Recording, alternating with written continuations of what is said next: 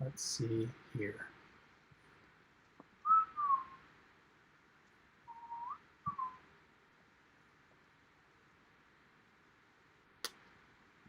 For anyone watching, this is a comm check.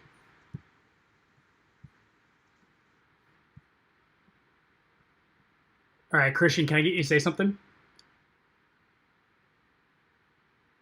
That's good. I gotta wait for it to.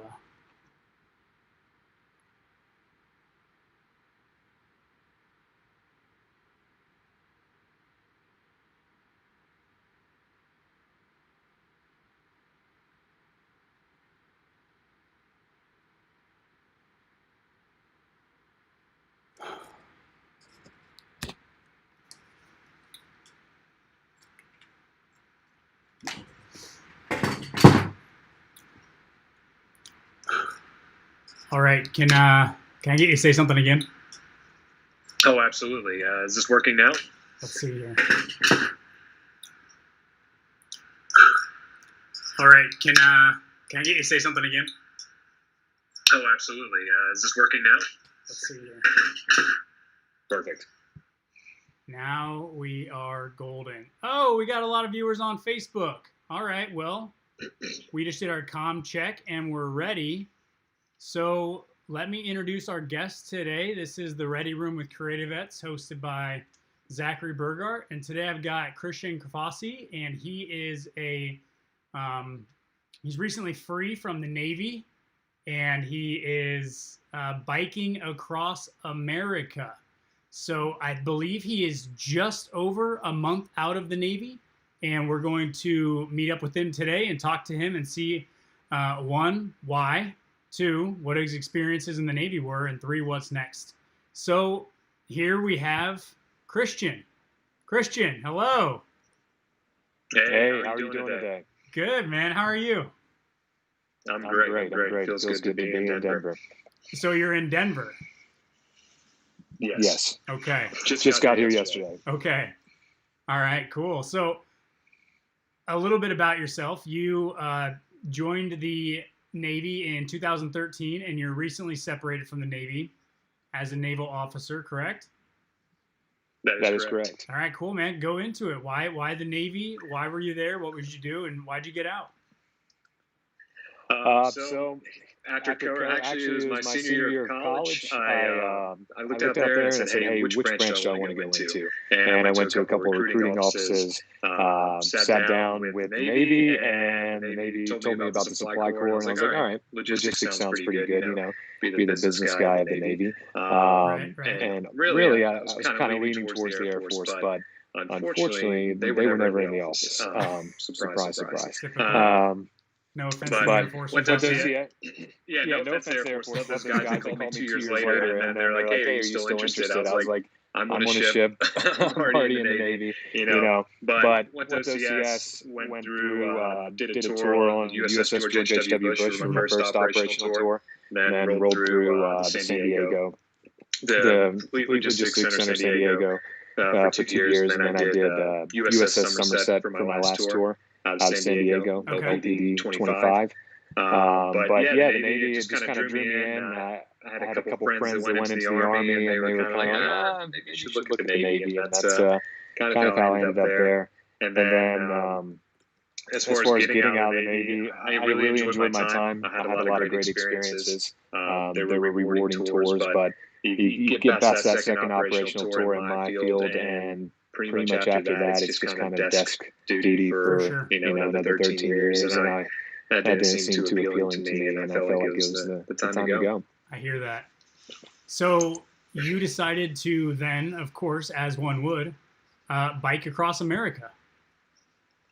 Well, it seemed like the logical transition, take a little time off, and then bike across America through the pandemic. So it's been an interesting ride so far, but I can't say I regret starting this journey. It's been awesome. That is fantastic. So how many days in are you right now?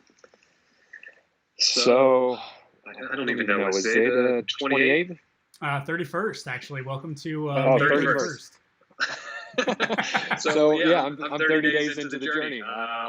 sometimes when you're on the road, you just lose track of what day it is. Everything blends together. But I think that's a lot of people's lives these days anyway, just with everything that's going on. For sure. So 30 days in, a couple rest days in between, but going strong.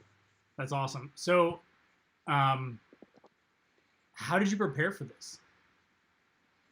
So I got the idea in my head last year. I knew I was getting out because, of course, with the military, you got to start that process a year out. Like, what am I going to do when I get out? Right. So about December of 2019, I sold my car, and then I got my bike, and I got it tuned up, and I just started riding it everywhere. That was my main mode of transportation. So it was just doing the ride to work, back, going to get groceries, whatever it may be. That was really what I did. And then the last few weeks, I would get a couple long rides in, maybe 40, 50 miles on a weekend. And just to get the endurance, make sure you have it in you. Right. But that's it. Yeah, sold the car and jumped on the bike. So how far was your commute every day that you were riding? It wasn't too bad. So Naval Base San Diego, I think I was in downtown at the time. Maybe 5 or 6 miles each way. So it wasn't long rides. It wasn't what I've been doing for the last month by any means. Right. So okay. So how long have you been going for the last month every day? So it varies, but I'd say on average we're closer to 50, 60 miles a day. Some of them have been longer. Obviously through the Rockies, there were those days where I had to cut it short, and maybe 35, 40. Yeah. The climbs are a little brutal out here. I can hear that. Yeah, for sure. I understand that. So for the people listening, it's not this isn't a group event. You don't have a support team. You don't have endorsements. You don't have someone bringing you food and your tent. You've got everything, right? So those climbs through the Rocky, so you've got 4 saddlebags on your bike, right? So walk us through that. What does your bike weigh? What's the all-up weight? What do you have in your saddlebags is the biggest thing that I've been wondering about in all of your beautiful pictures. Which, by the way, if people want to follow you at Instagram at Crifasi _ CRIFASI _ and beautiful pictures of views and sunrises, places, interesting things. It's just it's breathtaking. It really is.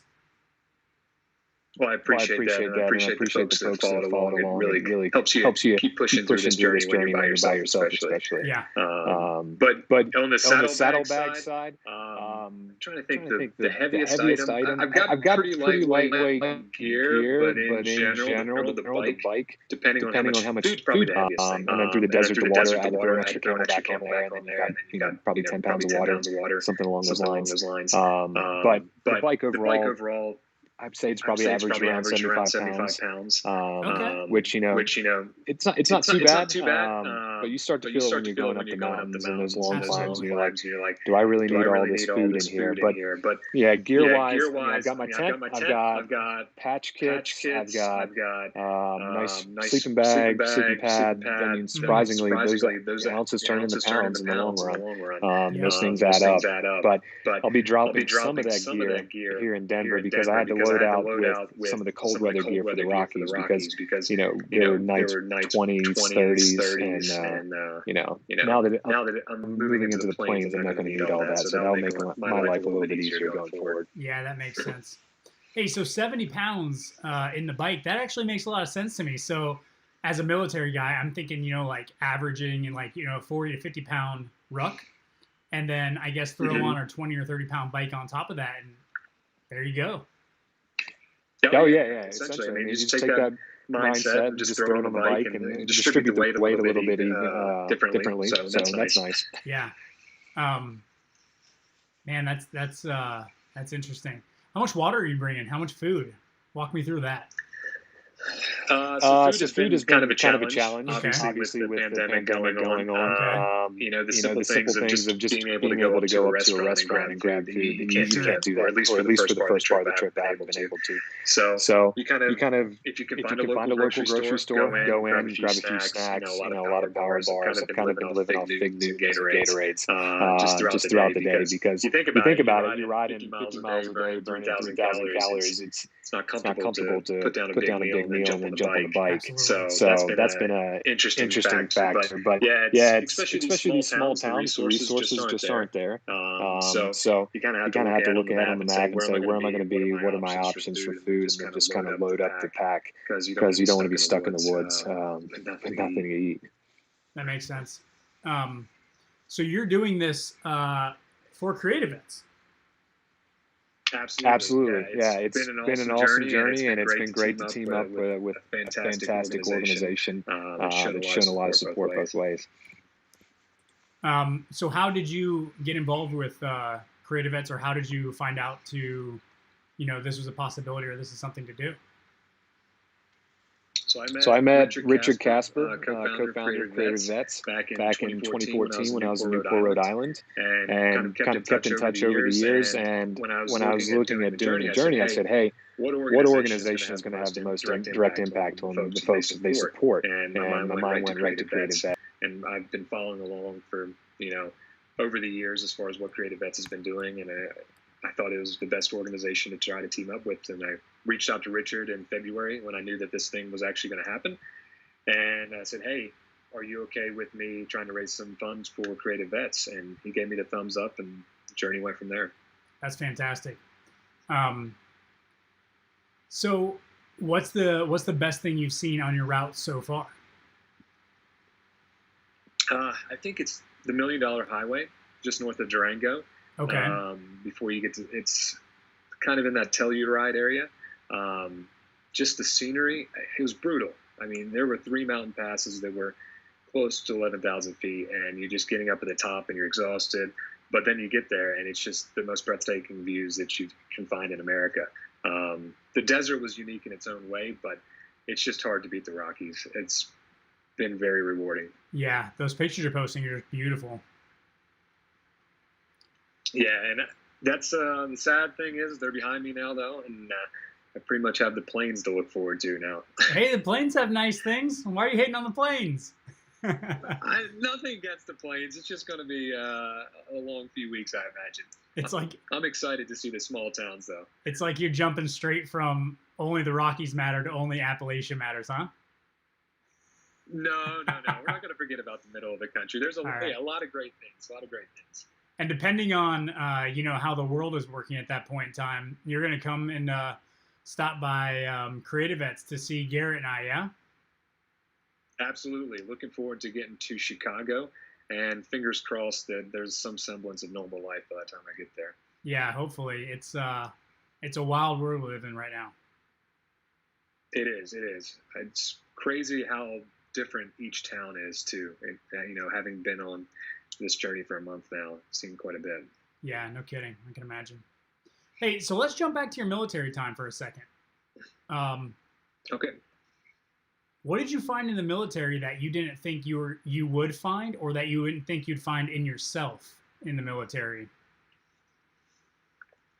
I think it's just the perseverance and the ability of such a diverse group of people and a young group of, I think of them as kids now, and what they're able to do.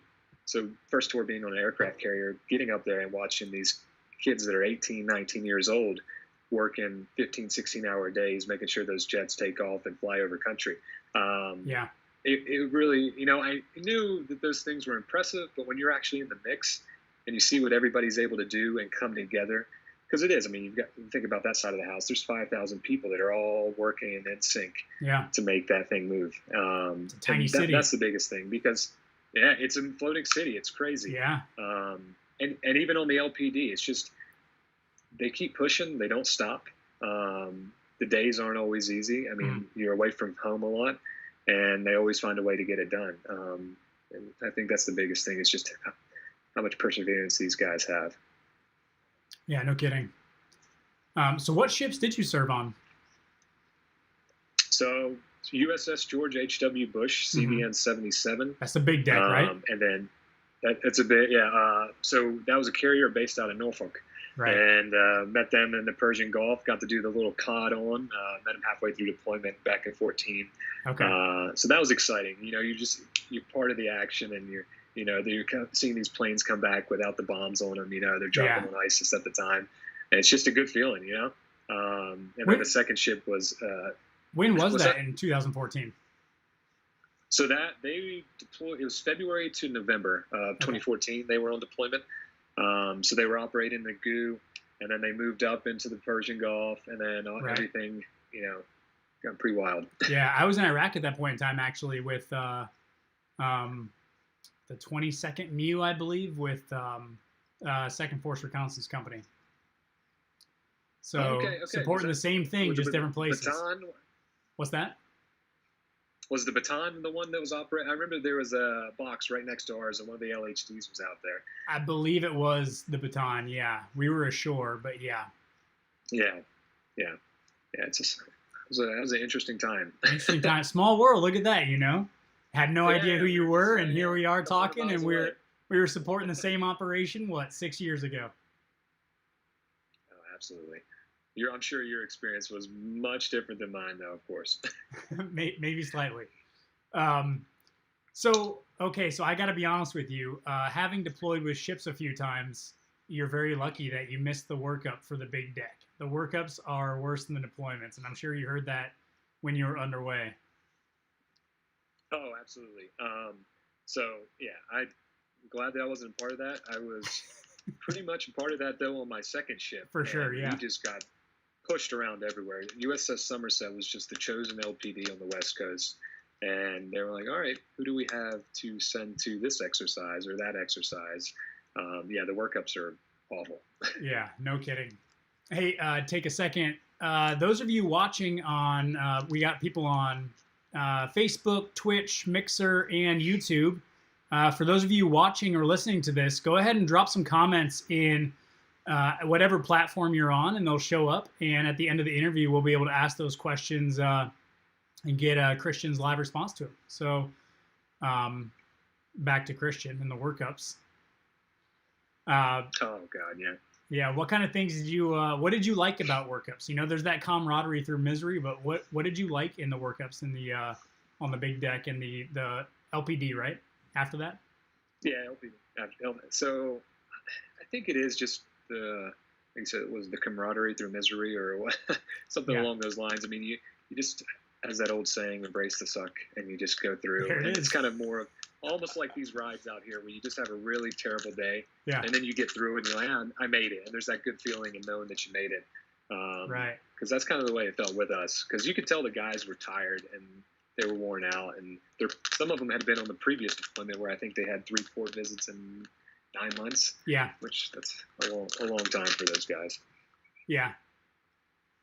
I can absolutely understand that. So LPD, for those of you listening and didn't serve in the Navy or the Marine Corps, or even in the Navy on the quasi green side, or in the Marine Corps with the Navy, the LPD is the ship that carries a infantry company and a CLB unit. And so Christian, you got to work with Marines intimately close, right? Yeah, it's a very unique experience. The first true experience working with Marines, and we had a pretty diverse group. I mean, we went down to Chile, and we dropped some Marines off in Peru, and then we did a Aleutian Islands exercise towards the end of my tour. It was very unique, and dropped some Marines off there, practiced some, I guess, island hopping. And it was really cool to see those guys do what they do. And then we had the Japanese Marine Self-Defense Force come and join us. We had about 600 Japanese Marines that joined us for an exercise. So diverse group of the world's Marines. Yeah. I worked with the JGSDF, Japanese Ground Self-Defense Force, yeah? Yeah, that's it. Yeah, and interesting characters, man. Not a bad group. That's cool. Oh, yeah, absolutely. It was a very cool experience. It was nice to have them. Yeah. Hey, so port calls. What were those port calls that you'd recommend people to go visit? Oh God, I don't think I got very good port calls. Oh really? So I think so scrolling through your Instagram, I was able to see some pretty good locations that you hit up, I thought. I mean, Chile was good. Chile was a fun experience. It was unique. I mean, we got the Chilean countryside, and then we went to a town called Valparaiso for their 200th anniversary. Right. And beautiful town, stunning. We got an earthquake. We got some protest. It was a unique experience. And then on the first ship, we pretty much just bounced between Dubai and Bahrain. And you know, for the folks that have been out there, they similar, but kind of Wild West, I guess Bahrain is, and then Dubai is the more, you know, just cleaned up city. And then we did Marseille, France on the way home for a quick drop, which was really cool. Yeah. But yeah. Oh, and then Duqm, Oman. That was we did a 1 day to Oman. It was just, I guess, to show that we could pull a carrier in there. Where did you go in Oman? Just, we literally had a party on the pier, and a couple of folks, like, they moved a couple hundred into the town just to, you know, help stimulate the economy. Sure. And then we pulled out. It was just a quick in and out. Was that Salalah or was it Muscat?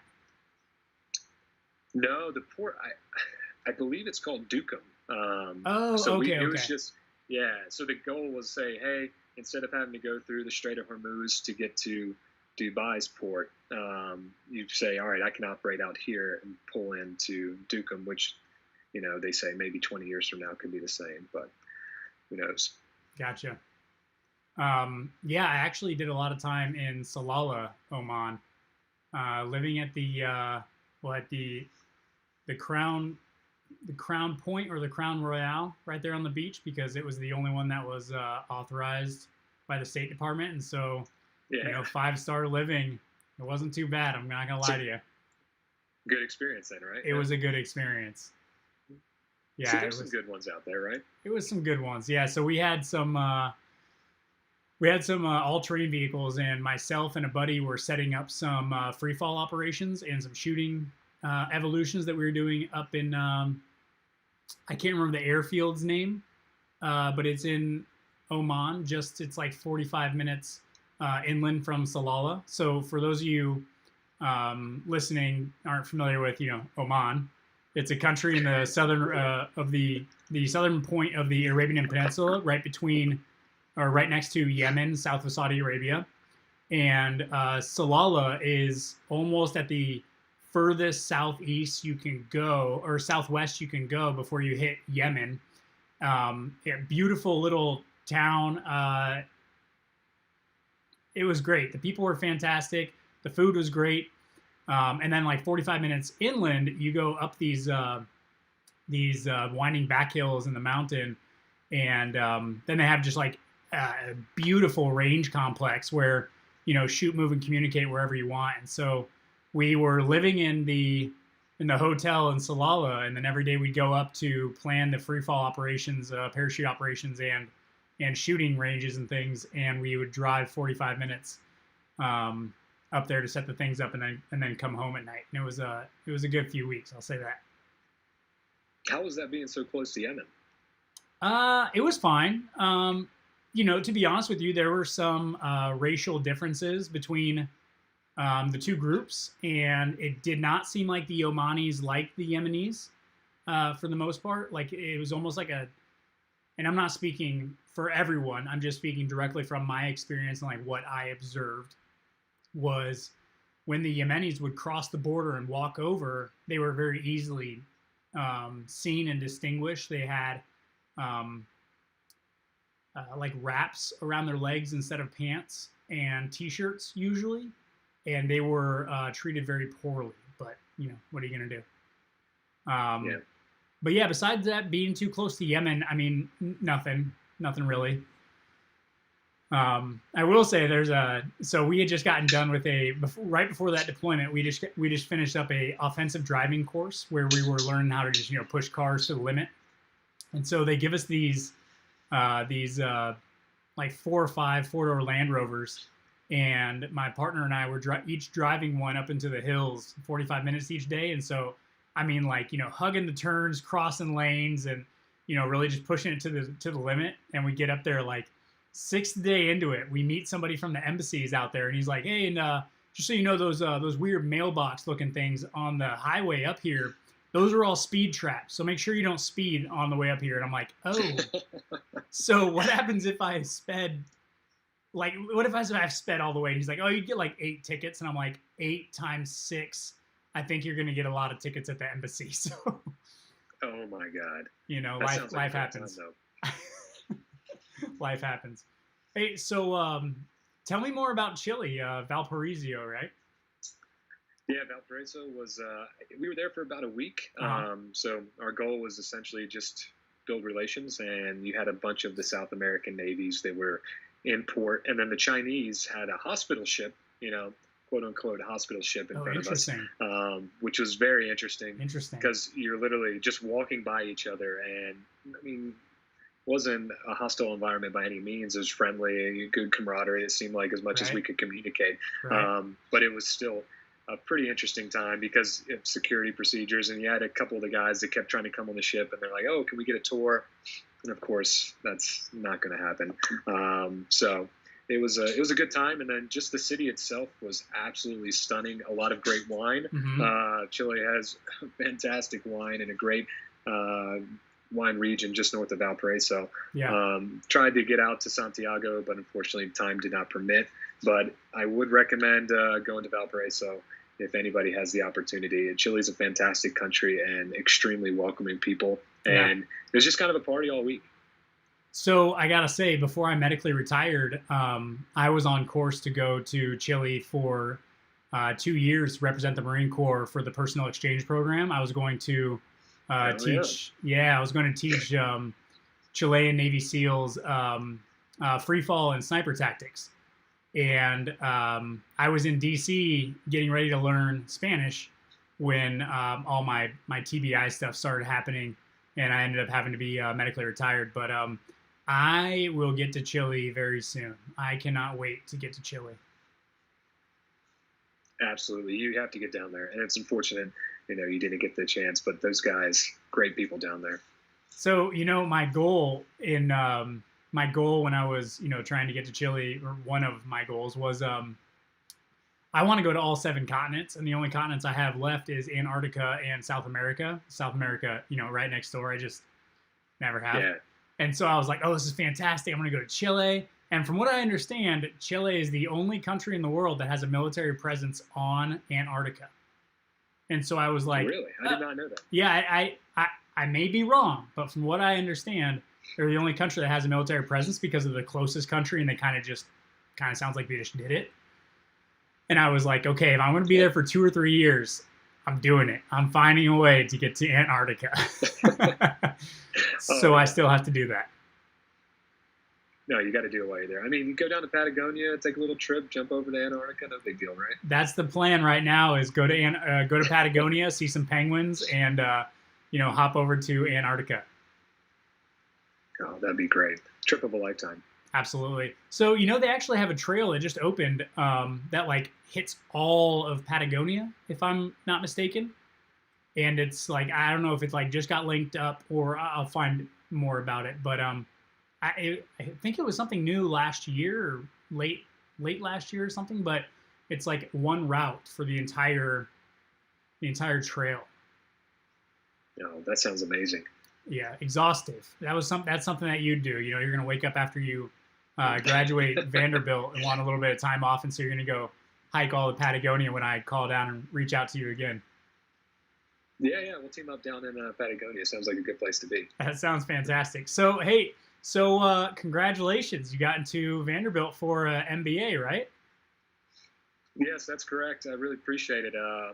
Sometimes the stars align and you get lucky in life, and I'm very happy to be heading to Nashville this fall. That's amazing. So, as you know, we do have a big presence in Nashville, and so we'll be looking forward to seeing and hearing more of you when you're there. I'm looking forward to it. I'm excited to be around CreatiVets more in the future. Yeah, that's awesome. And we really appreciate that and appreciate you. So what are the plans after school? Do you know? Do you have any? Playing it by ear? Just kind of playing it by ear.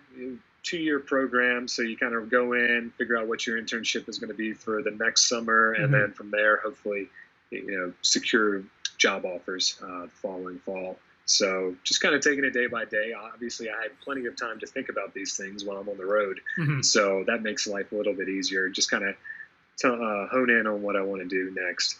Yeah. So jumping back to the trip. So plenty of time to think about it on the road. What do you do when you're biking for, these exhaustive periods? Are you listening to any type of music, podcast, or are you just in your own head with your own thoughts? It's a little bit of both. But the biggest thing for the last few weeks have been podcasts. I've just been binging on the Joe Rogan Experience. Oh, cool. All right. And it has been getting me through the day. And luckily, those podcasts are 3-4 hours, so it'll at least get me through half a ride. Yeah. So that's been fantastic. And that's just kind of the way your mind just drifts off, and you start to listen to what these guys are saying. And then you get into that section of like, oh, well, I've got all these thoughts in my head. And then when I see somebody, I'm like, I got to talk about these things now. Right. So, those podcasts are very long. Long form interview at its best, I would say. Oh, absolutely. Yeah. I was surprised by some of them. I'm like, how are they still going after 4 hours? But it's great content. Yeah. The Alex Jones one, I think, was like almost 6 hours. Oh my God. I haven't listened to that one yet. I need to put that on for my next long ride. Yeah. Your video just got messed up. Let me see if I can. All right, we're rolling with it. Hey, so we got a question. Christian, you want to answer a question from Mr. 21214? Absolutely. He has, what gave you the idea from this trip, and how did you choose your route? And so while you're covering that, I'm going to give an overlay of your route. But yeah, go ahead and cover that. So, as far as the route, there's a website called Adventure Cycling, and they kind of have a route network across the states. And I looked at it and I said, where can I go? And obviously the end point was New York City, because I want to end at the World Trade Center. It's kind of that defining moment. It's iconic. You think about something that defined our generation. I mean, 9/11 is what shaped us and shaped our future. And that's part of the reason I wanted to end my trip there. And as far as the in-between San Diego to New York, I just looked at it. I said, hey, what are cities that I want to go through? What parts of the country are going to be the most scenic? Where am I going to get the opportunity to meet the most people? Obviously, this was before COVID, so the experience has been a lot different. But I've had to make adjustments along the way as well. So I've broken off by pretty much the route that I've originally planned. I mean, it's the same direction, same general area, but I've had to make adjustments because of some of the harder hit areas from COVID. So Navajo Nation was hit pretty hard, and because of that, I went into New Mexico and up into Colorado versus going north through Arizona around the Grand Canyon and then through Navajo Nation.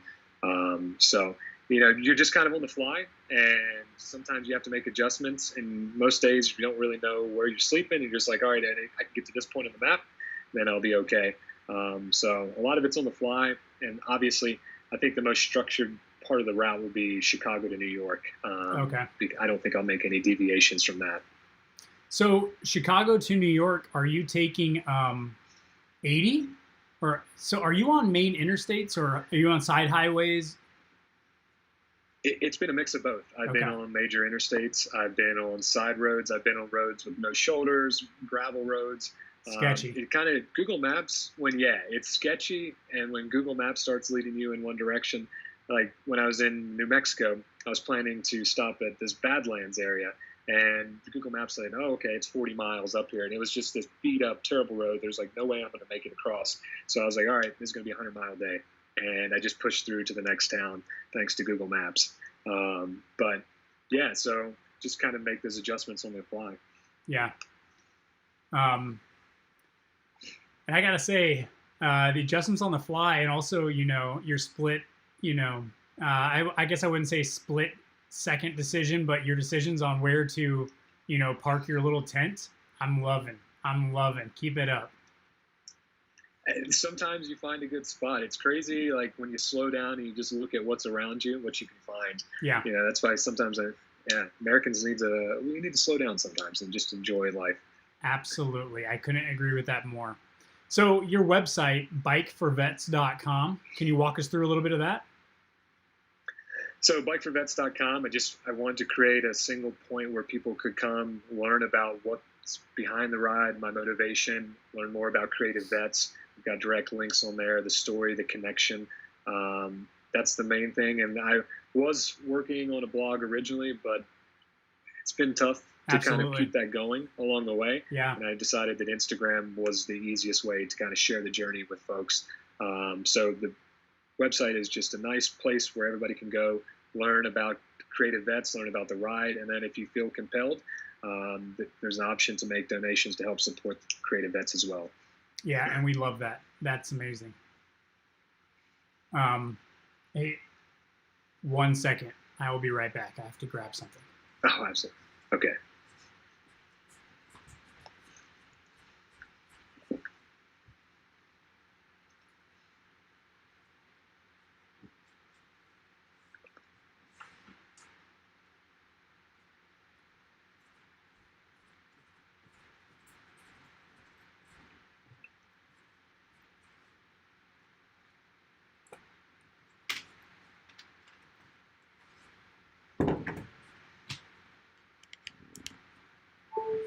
All right, I'll cut that out for the polished version, if you will. But I just realized that my plug, my plug, it wasn't working in this outlet, so I had to grab an extension cord. Sorry about that.